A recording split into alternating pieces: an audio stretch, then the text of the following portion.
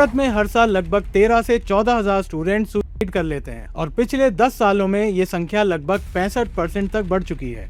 15 से 29 साल के युवाओं में सुसाइड अब सबसे बड़ा डेथ कॉज बन चुका है। इनमें से अक्सर वो स्टूडेंट्स होते हैं जो कम्पिटिटिव एग्जाम्स की प्रिपरेशन के साथ साथ इमोशनल, फाइनेंशियल या पर्सनल स्ट्रगल्स का सामना भी कर रहे होते हैं। इसके लिए क्या स्टूडेंट खुद जिम्मेदार है या फाइनेंशियल प्रेशर है? क्या कोचिंग इंस्टीट्यूशंस या हमारा एजुकेशन सिस्टम इसका जिम्मेदार है? हेलो फ्रेंड्स, क्लियर माइंड्स पर आपका स्वागत है। भारत में ये सेशन यानी अप्रैल मई के महीने एंट्रेंस एग्जाम्स और उनके रिजल्ट वाले होते हैं, जिनमें लाखों स्टूडेंट्स अपने रिजल्ट का वेट करते हैं। इन स्टूडेंट्स में से 2 से 3% स्टूडेंट्स ही सक्सेसफुल होते हैं। लेकिन जो स्टूडेंट्स रह जाते हैं उनका क्या? वो किस तरह की स्ट्रगल्स और मेंटल हेल्थ चैलेंजेस फेस करके यहाँ तक पहुँचे हैं? क्या कोई इस बारे में सोच रहा है? स्टूडेंट्स के बीच सुसाइड रेट हर साल बढ़ता जा रहा है। तो क्या आने वाले सालों में जो स्टूडेंट्स प्रिपरेशन करेंगे वो भी इसी तरह के स्ट्रगल्स फेस करते रहेंगे? क्या फिर से अगले साल 13 से 14,000 स्टूडेंट्स अपनी लेंगे? एंट्रेंस एग्जाम्स का सक्सेस और फेलियर रेट हमारे हाथ में नहीं है, तो क्या पिछले 10 सालों की तरह आने वाले 10 साल भी सुसाइड रेट 65% से बढ़ेगा? यहाँ ये जानना जरूरी है कि आखिर किस तरह के चैलेंजेस और स्ट्रगल्स पूरे साल स्टूडेंट्स फेस करते हैं, जिसके चलते वो इस तरह के कदम उठा लेते हैं। अक्सर कुछ स्टूडेंट्स की प्रिपरेशन पूरे साल सीरियस नहीं होती। वो ज्यादा टाइम घूमने या दोस्तों में लगा देते हैं और फिर एंड में फेल होने का डर उन्हें सताने लगता है। जब हम इमोशनली एकदम स्ट्रांग हो, हम अपने पेरेंट्स के बिना मैनेज कर सकें चीज़ें, हम प्रॉपर स्टडी को मैनेज कर सकें, हमें तब आना चाहिए। जिनको लोगों की परख हो, कि जो लोग को परख सके कि कौन हमारे लिए अच्छा है कौन नहीं है, क्योंकि यहाँ आने के बाद हम दोस्ती करते हैं, हमें पता नहीं रहता है। कुछ स्टूडेंट सीरियस होने के बाद भी रिजल्ट्स और मार्क्स को लेकर प्रेशर फील करते रहते हैं, क्योंकि उनके ऊपर फैमिली और सोसाइटी की उम्मीदों का बोझ होता है। तो बच्चा नहीं पढ़ रहा होगा उसे तो नहीं होगा, बट जो पढ़ रहा है उसे तो गिल्ट है।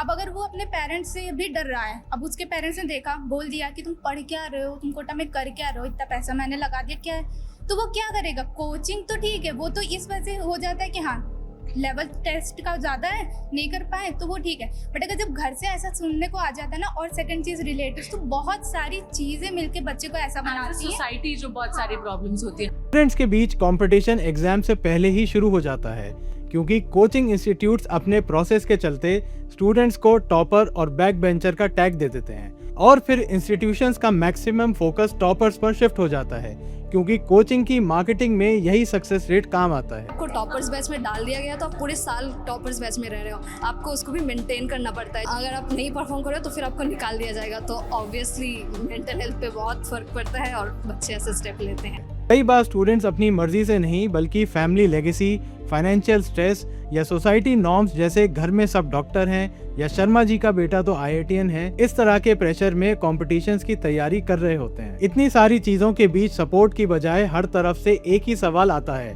टेस्ट में मार्क्स कितने आ रहे हैं, जिससे स्टूडेंट को सिर्फ जज किया जाता है। तबियत खराब हो जाती है, बैकलॉग बहुत ज़्यादा हो जाता है, क्लासेस मिस हो जाती हैं, तो आप संभाल नहीं पाते खुद को कि यार मैं कैसे इतना सारा बैकलॉग अपना कंप्लीट करूं।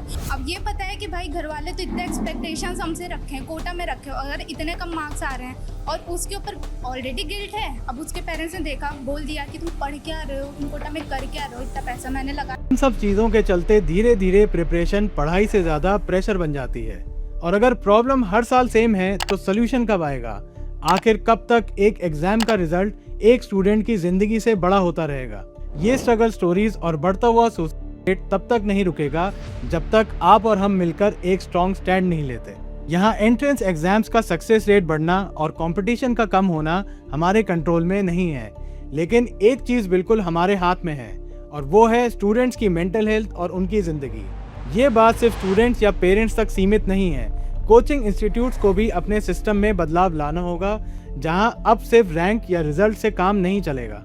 अब वक्त आ गया है कि हम सिर्फ बात ना करें, बल्कि एक स्ट्रॉन्ग स्टैंड लें, कोचिंग इंस्टीट्यूट्स और सिस्टम को क्वेश्चन करें और स्टूडेंट्स के लिए एक सेफर स्पेस डिमांड करें, जहां वो सुसाइड करने की बजाय सही मेंटल हेल्थ सपोर्ट के साथ प्रिपरेशन कर पाएं।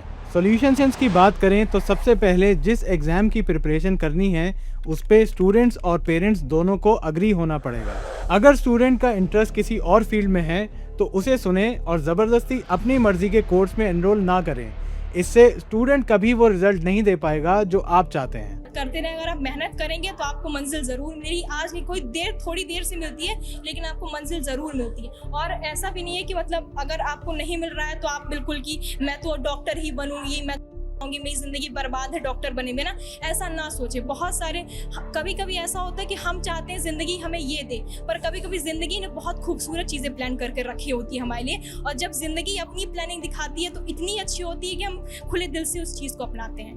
दोनों के एग्री होने के बाद जब आप कोचिंग इंस्टीट्यूट्स देखने निकले तो आपको पता होना चाहिए कि कोचिंग इंस्टीट्यूट्स को लेके गवर्नमेंट और सुप्रीम कोर्ट की गाइडलाइंस हैं जो स्टूडेंट्स की मेंटल हेल्थ वेल बीइंग के लिए बनाई गई हैं। मिनिस्ट्री ऑफ एजुकेशन की गाइडलाइंस के मुताबिक जिन कोचिंग इंस्टीट्यूट्स में 100 से ज्यादा स्टूडेंट्स हैं उन्हें क्वालिफाइड काउंसलर्स या साइकोलॉजिस्ट अपॉइंट करना कंपलसरी है। काउंसलर को कानूनी और नियमित रूप से मेंटल हेल्थ सेशंस कंडक्ट करना मैंडेटरी है। वहीं जो 100 से कम स्टूडेंट्स वाले सेंटर्स हैं उन्हें भी जरूरत पड़ने पर मेंटल हेल्थ काउंसलिंग की सर्विस प्रोवाइड करनी पड़ेगी।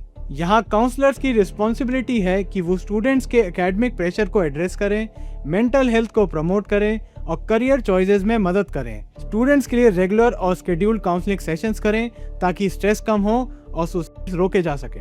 यहाँ पेरेंट्स की जिम्मेदारी है कि हायर्ड काउंसलर की क्वालिफिकेशंस को डिटेल में चेक करें और स्टूडेंट्स भी मेक श्योर करें कि उन्हें काउंसलिंग की सारी फैसिलिटीज सही तरीके और सही समय पर मिल रही हैं। लास्ट में हम गवर्नमेंट से ये कहना चाहेंगे कि अगर हर साल 12 से 13 हज़ार स्टूडेंट्स ना करें और अगले 10 साल पिछले 10 साल की जैसे ना हो तो जल्द से जल्द इन गाइडलाइंस को लॉ में तब्दील करें और इसे अच्छे से मॉनिटर करें, जिससे कोचिंग सेंटर्स स्टूडेंट की मेंटल हेल्थ को सीरियसली ले। अगर आप ऐसे स्टूडेंट्स को जानते हैं जो इस तरह की प्रिपरेशन स्टार्ट करने वाले हैं तो उन तक या उनकी फैमिली तक हमारे वीडियोस को जरूर पहुंचाएं और हमारे चैनल को सब्सक्राइब करना ना भूलें। चलिए अगले वीडियो में मिलते हैं, तब तक के लिए खुश रहिए, अपना और अपनों का ख्याल रखिए।